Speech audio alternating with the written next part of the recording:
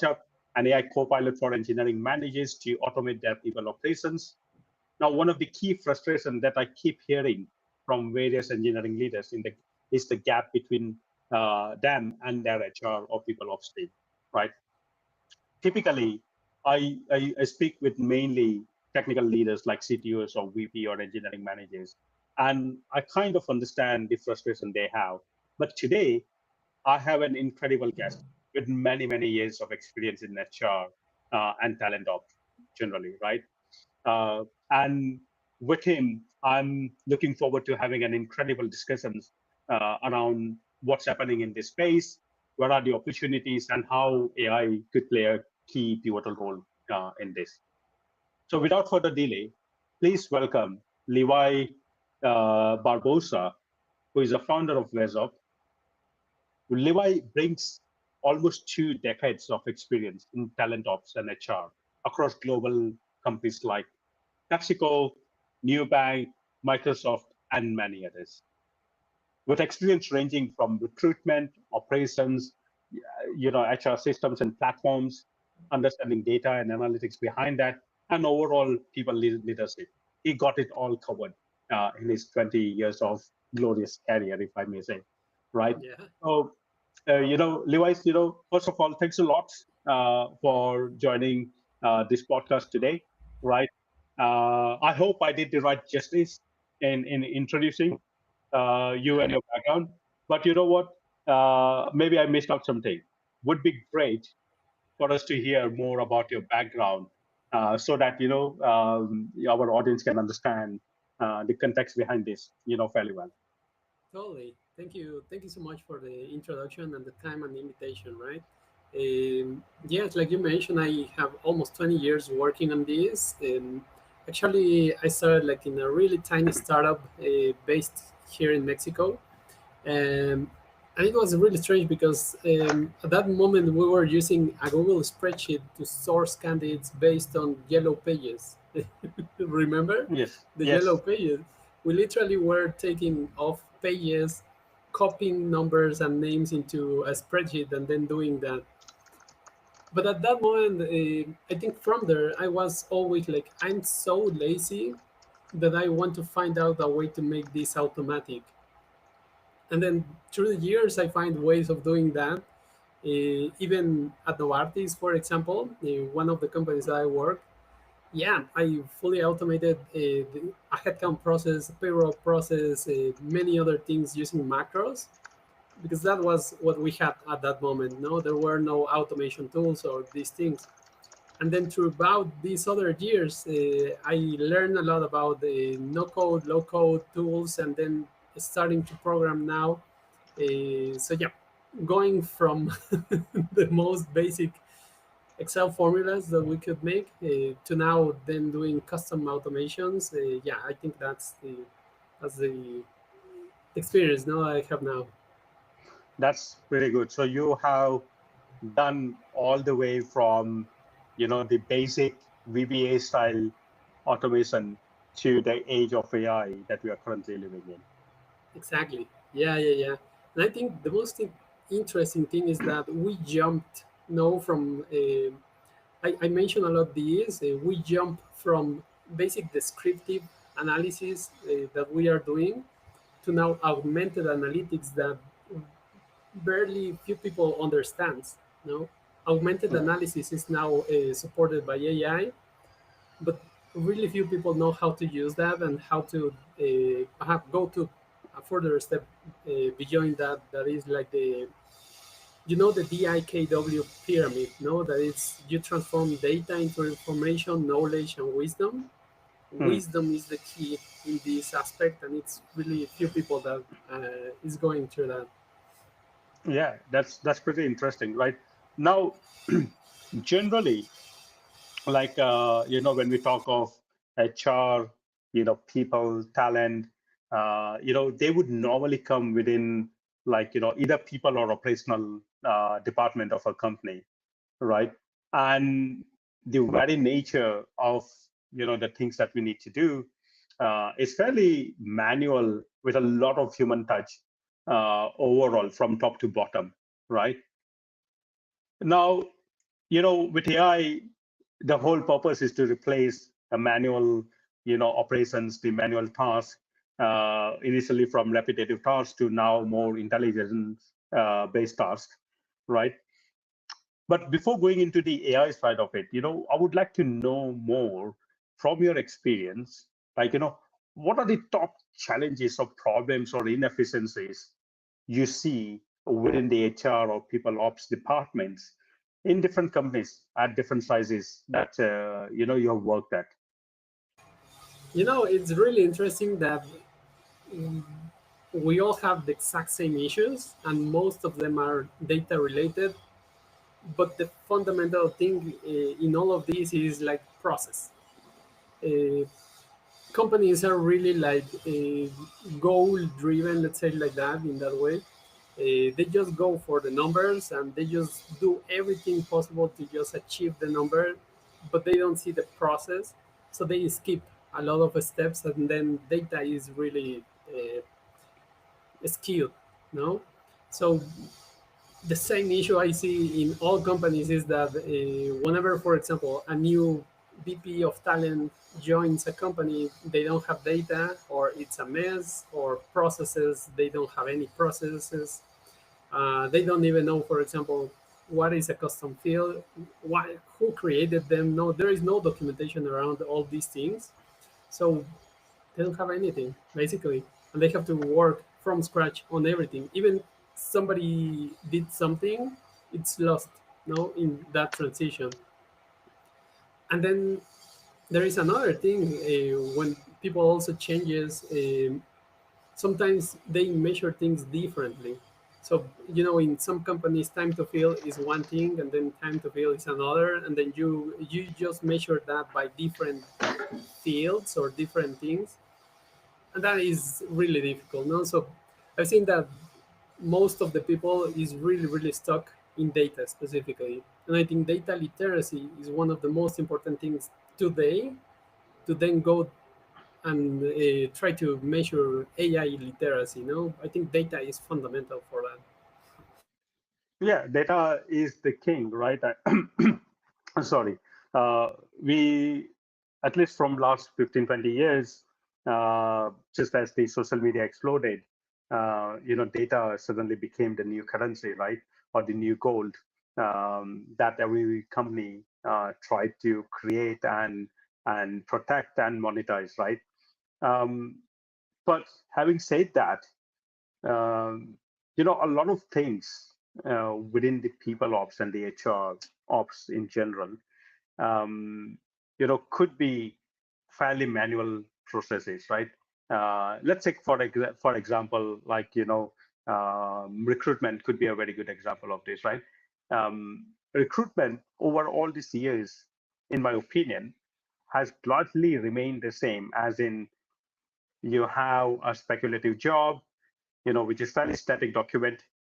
You have people applying with a CV, which is also fairly static document. Historically, somebody manual will be doing all the filtering. Then came the whole ATS who are filtering all the keywords, things like that, to eventually get to a stage now where there are AI agents which are auto applying to hundreds and thousands of jobs. And similarly, you have AI agents on the other side filtering out all those 1,000+ applicants on every single job you have, right? Which, in my opinion, it's like on one side is creating a lot more junk, the other side is creating a lot more filtering of those junk, right? To actually not get the right output, in my opinion, right? What do you think? Is this the way the HR ops is heading into, with the AI, that, okay, you are just trying to scale a process which was designed maybe 20, 30 years ago, but no longer makes sense, right, anymore with AI? Or it is a time for us to almost like, get rid of the whole as is workflows and the processes, and instead relook at this whole people ops with an AI first intelligence and more and workflows, basically, right? What's your opinion? Um, It's crazy how we start to use so much AI lately that right now it's one AI on application side, one AI talking to the other AI on the ATSs. And basically, humans are just like supervising. Did I get an interview? Did I get an offer? Blah blah. Because that's what they now care. No, it's really interesting that you get your resume into ChatGPT, then you have like a new complete ATS focused resume. You get an interview because of that, but then on the other hand, the ATS system is telling you, okay, so I measure all these things and that matches with your job. So it's 100% match. But in reality, I think we will have to revisit and check how the recruiting process is done, because now that's the reason why we have so many assessments now, and Hmm. maybe on-site interviews, because that's the reason why we need to see if the candidate is doing what he's saying, no, in the paper. And we need to reevaluate like the recruiting process in that aspect, because since now AI is talking to another AI, it's so difficult, no? Like an AI is doing a perfect resume, and then the other AI is checking, this matches with everything. So go ahead and schedule an interview, Yeah. and that is a problem. I think it's a massive problem in my opinion, right? The way all these ATSs work and the way the employer asks for a CV to rely on that. Now, in my view, the biggest problem of both is effectively the static nature of your job description and the CV, right? Which is normally historical, right? So a CV is normally is an historical perspective of what a candidate has done in past. But past performance is no indicator of future performance, right? As we all know. Similarly, from employer's point of view, when they're creating a JD, or the hiring managers, when they create the JD, they're like, thinking of what they want the candidate to do today or in short term.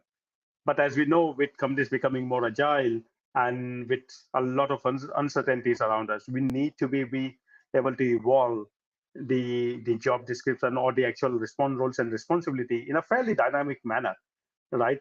As the company grows or as the macro environment changes and so on. What what do you think? That could be an opportunity for, I don't know what the solution could be, but could be something fairly dynamic, which is not a JD and not a CV based, something different. I don't know what it could be, but something different. Yeah, yeah, totally. I think there are a couple of companies this year at the Unleash conference, for example, in Las Vegas. I saw, I was talking to a lot of people, not in the big, the big companies. I was just Mm, going to the tiny booths where they have like a ton of different companies there, but they are really tiny companies that they are now exploring ideas. And the job board was one of them. I met this person that they are really creative on this. They want to create like a job board like Instagram, mm, similar to this experience, but also make it playful. So you can upload photos, you can upload about you specifically.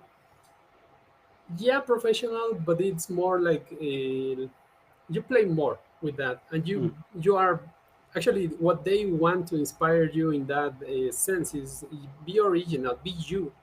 No, we really don't want the mm, professional photo that you have on your resume. We really want you to be what you are really, and then from this we can check if other mm, things match professionally. That was one. I think there are other people exploring ideas on how can they use the AI avatars to do assessments at the beginning, mm, but to all candidates, like all the candidates. And based on that, I have measured some things that can give you a clue to then schedule interviews. But this is an exploring phase. I think it's the early years of this. I think, and humans, I think they are not that fast as AI. So that is the main reason why today we have really few people exploring these ideas, and it's just like it's just we have to shift. to a new complete process, because yes, today is really skewed. Yeah. I've got few questions there actually. What you said. Now, talking of AI avatar, right? I had an opportunity to work with an recruitment firm here in the UK and build like a video-based recruitment platform for technical roles like software engineers and DevOps and all that. Now this is like about 10 years ago when video calling was like really like Zoom and all, they were like just starting to come up and everybody wanted to do videos first, right? And the whole theory there that okay, you know what you can do instead of having this to and fro questions, you can just literally have a video Q&A. And I think there are a lot of other ATS also leverage that, where you can pre-record the questions and the answers and then evaluate that for the applicant. Now, the challenge we faced there was most like, technical people were just simply not comfortable doing the videos. When you talk to them in person or when you are having a live Zoom call, then they were very confident in how to answer that question and so forth. But recording that answers to, pre-questions filters, or sorry, pre-filter questions, right? They were just simply not comfortable. So a lot of people will just simply not apply, even when they were like a really good fit for the job, right? They couldn't apply just because they don't feel comfortable recording themselves, right? Talking to themselves in a mirror in a way. So what do you think with that? I feel that creating an AI clone or a virtual avatar of talents might, especially in the technology, tech talent, right, might be incredibly difficult, not because of Yeah, like technical limitations, but because of like behavioral or psychological, limitations that the person may have.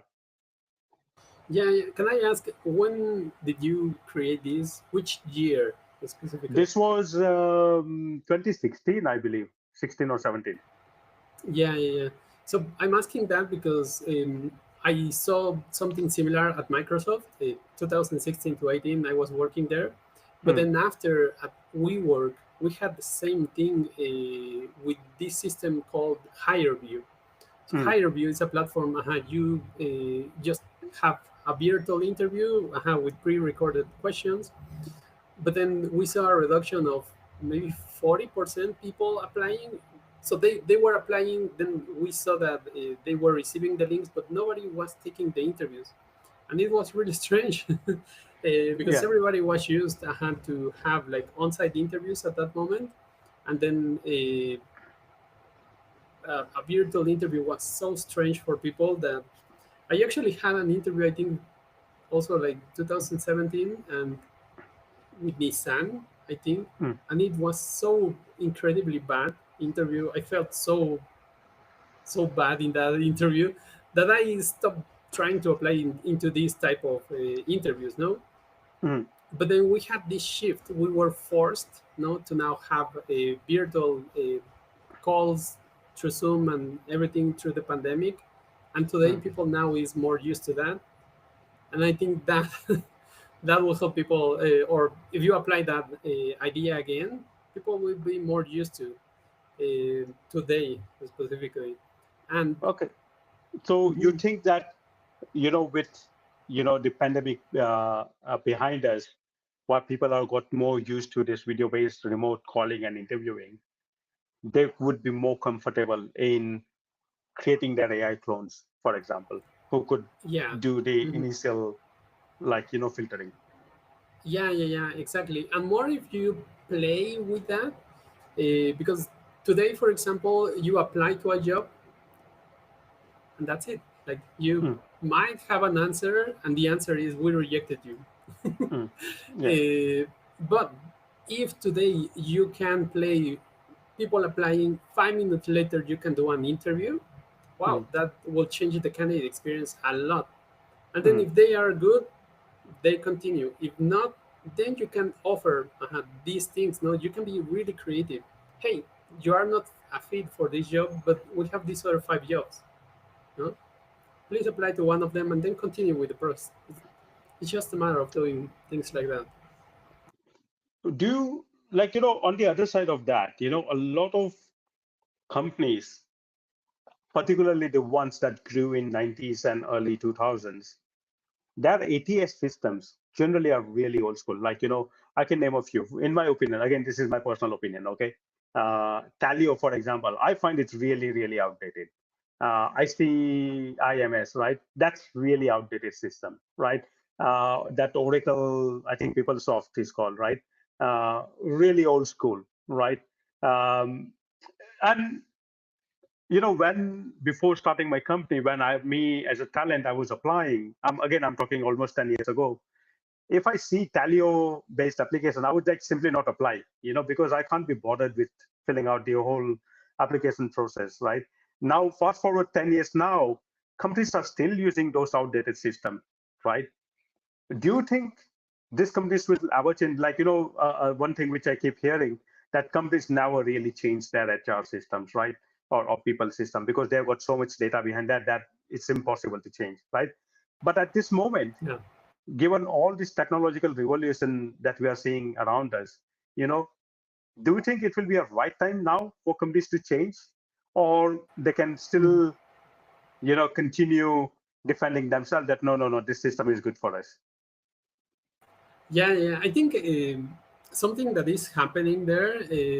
We saw, I think, 2 weeks ago, maybe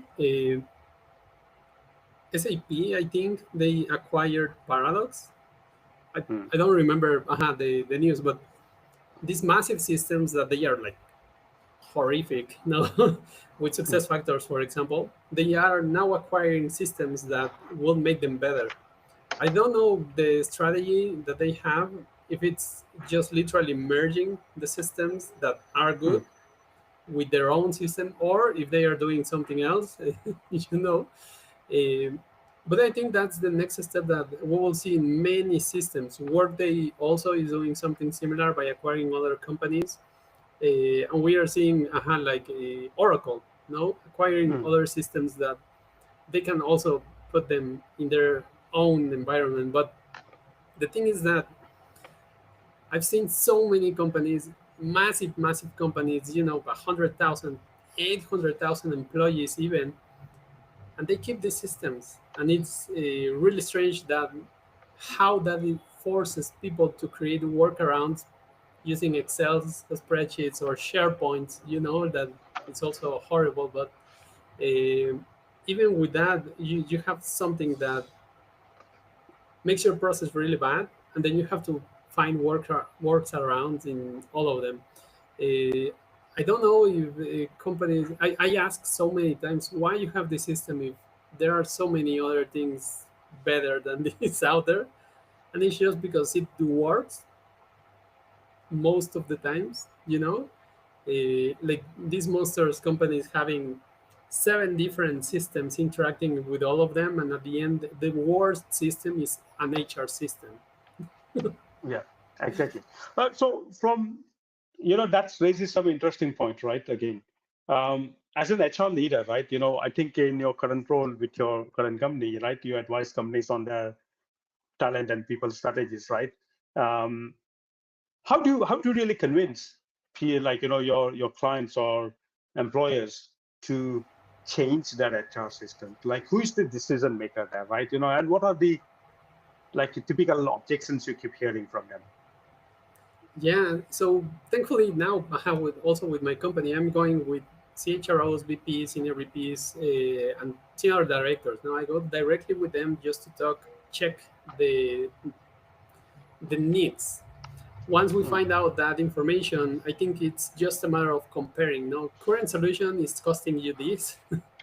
New Yeah. solution will reduce 70% of the cost, but Mm. also the experience from all these people, and that way you are getting like an ROI like in a week basically. Now most of the times is like that. I actually have like a client, they are spending, or they were spending also like 30,000 in a system, and we Mm. reduced that to 10,000 only. So we reduced 20,000 every month that they were spending on this system. because we are now using a custom solution for them. I actually programmed like a web application for them with all the other custom things that they needed, and we are just sourcing data from these other systems. No, and at the end, the cost reduction was incredible today. We are still adding more and more features to this application, and they're really satisfied with that. Instead of going with a massive system that is not going to be as custom as they want. So at some point, what I'm seeing, and now with all these AI agents also, is that creating custom applications will be also maybe like a future state for everybody, because you can now create custom things. You only need somebody that knows how to do that. Okay. So talking of AI then, this custom agents and all, within the full people ops, the HR stack, which areas you think are the ones that this kind of AI agents could disrupt the most, or could be better done by this kind of agents? I've been discussing with different people since last year. Now we are seeing that the top of the funnel is the one that takes more time and is the most cost. I think you have a lot of cost because you spend so many time with recruiters at that moment, and then moving into the interviews stage is somewhat difficult because most of the times recruiters, they don't filter correctly, or they filter in a way that you have to redo again the process one or two times in some cases or more, and that is where you spend a lot of money. But I think that will be completely and fully automated in the next 2 years maybe. I've seen, for example, Juicebox. This company, they are doing so many crazy things in the top of the funnel, and they now have this agent that they are incredible. Like, they are really accurate. They have, I know, this algorithm where you can see like, well, really good results. But not only them, there are other companies now like Find Them, Gem, that are doing pretty similar tools. It's just a matter of time, no, when we are going to see. Once that is fully automated, I'm sure we are going to see the full onboarding part also fully automated, improving the candidate experience, employee experience, no, and from there, payroll is the next one. So, yeah. Yeah, payroll is a behemoth, right? Let's not go there, right? But just talking of this top of the funnel, right? I think, yes, I understand a lot of, like, in my opinion, junk happens at the top of the funnel, because all the job boards like LinkedIn and Indeed and Monster and anything else, that designed for quantity, not quality. The sole purpose is to get, you post a job, within 24 hours you're going to have 1,000 CVs, right? So it's all about how quickly can they deliver the most number of CVs as possible, right? Yep. That creates, like, that in itself creates a big problem, for you to get directed. Then it comes to second level, which is like the filtering, where again, AI filtering AI, right? So candidates are using AI to, game the AI filtering on the other side. So is AI versus AI happening? Again, a big, in my opinion, an area where needs to be completely rethought. But then comes the middle of the funnel. So let's say you have your shortlisting done from HR point of view, that, okay, here are a few candidates who are most suitable for this particular job. Then comes the middle of the funnel, where you are going back to the hiring manager. And, now the hiring manager is like, okay, who are these people? What is their background, right? Do the hiring managers have all the context about these people, why they are shortlisted? What are the concern areas? What are the positives about each candidate, right? And things like that. And then the whole interview process, you need to have to and fro in setting up the interviews with the candidates. And then, the technical vetting that goes behind the scene. Again, vetting has got big problem nowadays, that you can have a lot of technical tests, but on the other side, the candidates are using a lot of AI to answer that. They're gaming the whole thing, right? So again, does vetting make any sense in this world? The only option is to bring the candidates to the office and do an in-person evaluation, but that's not scalable. right? So you need to be absolutely sure about the people that you want to bring in, right? So, it sounds really complicated and really like, nightmare to be dealing with all this, right? The question for you, like, given your, like, incredible experience, right? What do you think, what could be done here, from hiring managers' point of view, from, your talent acquisition managers' point of view, what could be done here so that the hiring manager is good, is happy with the outcome, the talent manager or HR manager is happy with the outcome, and at the same time, the candidates are also having a positive experience without really falling prey on either side on this whole AI, gaming. Yes, yes. You made me think a lot on this.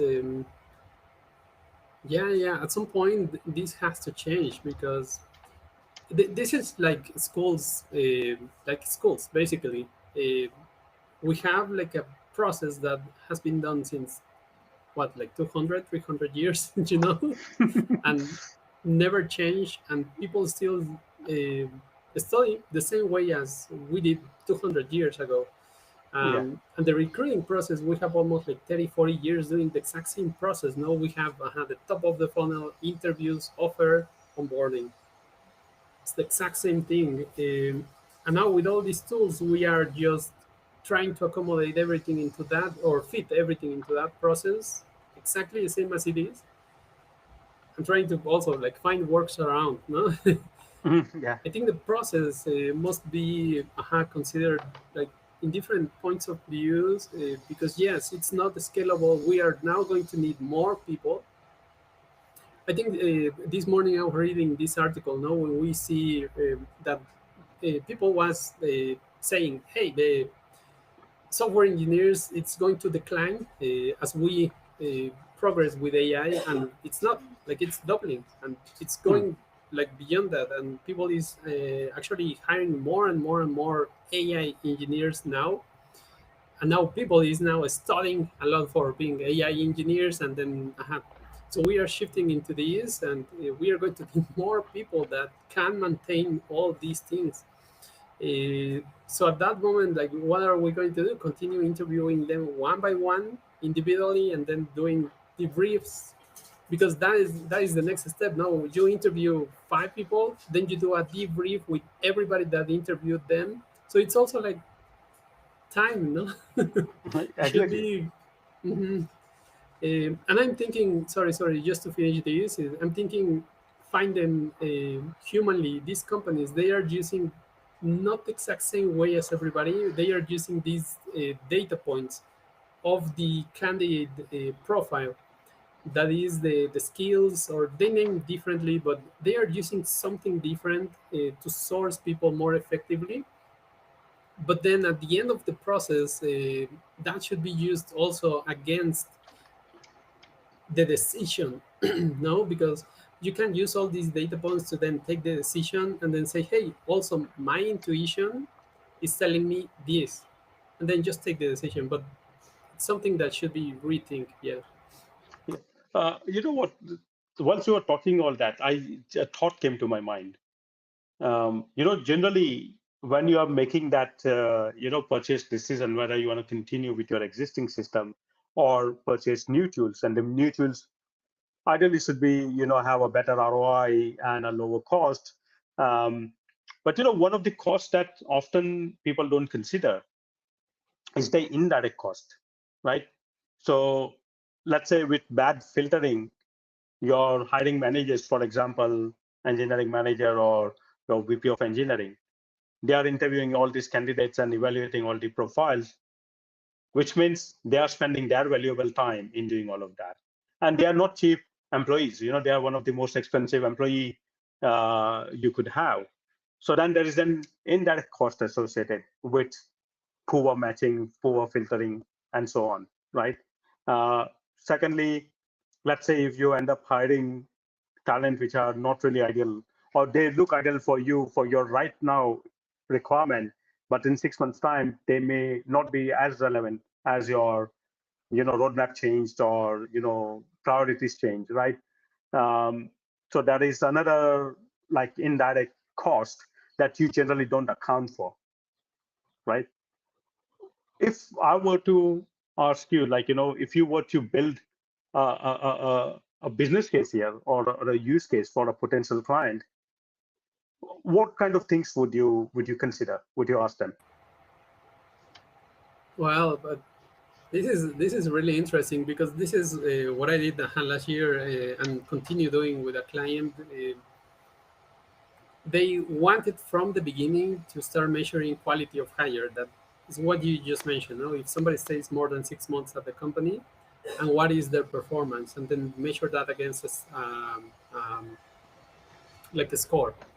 Yeah, Um, it's so many things at the same time that you have to have correct in your process, and that is the thing with them. No, yeah, I told them from the beginning we'll have to shift our mindsets to a process-driven mindset here because we need to follow all these steps and capture all this data to then get this metric, KPI, whatever you want, mm, so we can get 10 of these to then measure quality of hire and then get that score. No, mm, that number is going to give us a measure of how good is the quality.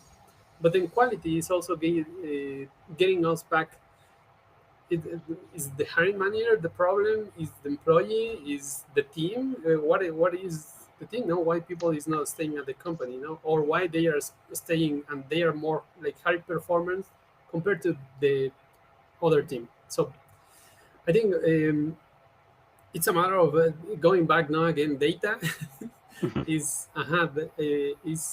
data and the process. It's what you have to, what you need at this stage. Yeah, cool, wonderful. Look, just mindful of our time, I think we we had good discussions, and I think this can carry on for many more minutes or many more hours, if we start unpacking all this, right? But just mindful of our time, I want to ask you a parting thoughts or tips for our audience, right? If our audience are looking to deploy certain kind of AI tools to optimize or streamline their people ops, right? What are the key areas you would ask them to consider, and possibly recommend any tools that you think are really good?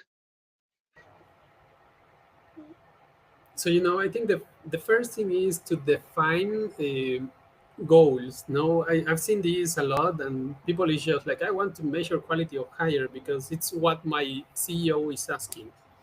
Because the CEO heard that in a dinner, and then everybody wants quality of hire. But I think it's just trying to create a roadmap of all the goals that you need to achieve like the most high level goal, and from there start working on your data mainly.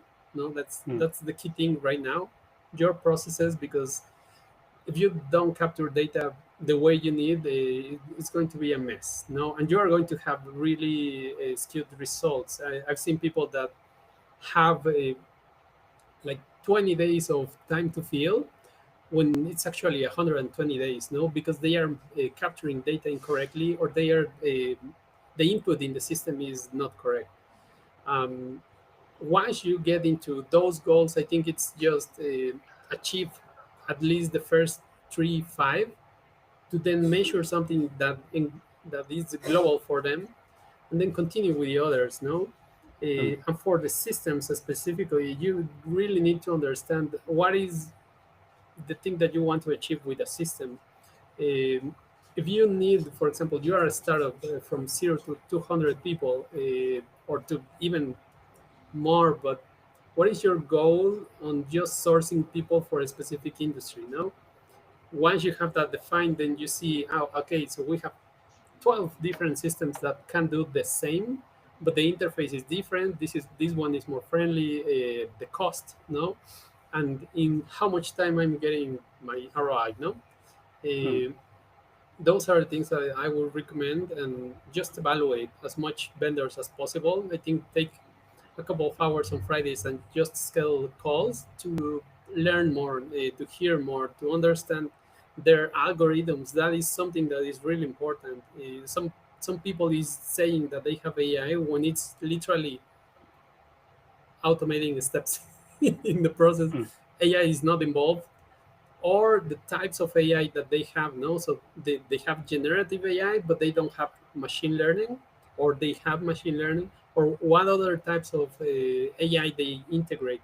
So it's really important to also see that and understand. That's the reason, no, we have all the data literacy, but AI literacy also is so important in that aspect. great, great. Thanks a lot, Levi. Now, it has been a wonderful talk with you today, right? And I think your experience really speak for itself, right? Giving these insights for our audience. But unfortunately, I think we are coming up to our time, and I think I need to wrap up our session today, right? So, Yeah. thanks a lot, Levi. That was some wonderful insights. And I hope the audience that is listening in will consider the key things that you have said. Of course, we'll produce the summary and also post in the video in the description section so that you can read through it. But let me thank you for your time today and for your insights. And joining us for this wonderful discussion today. Thanks a lot, Levi. Yeah, thank you so much. And you already saw my dogs I playing, know, I so know. yeah, this is so happy over there. No, yeah, thank Cool. you so much for the time and the experience. Thank you. Yeah, great. Thanks a lot, Levi. Just for our audience, right? If you want to listen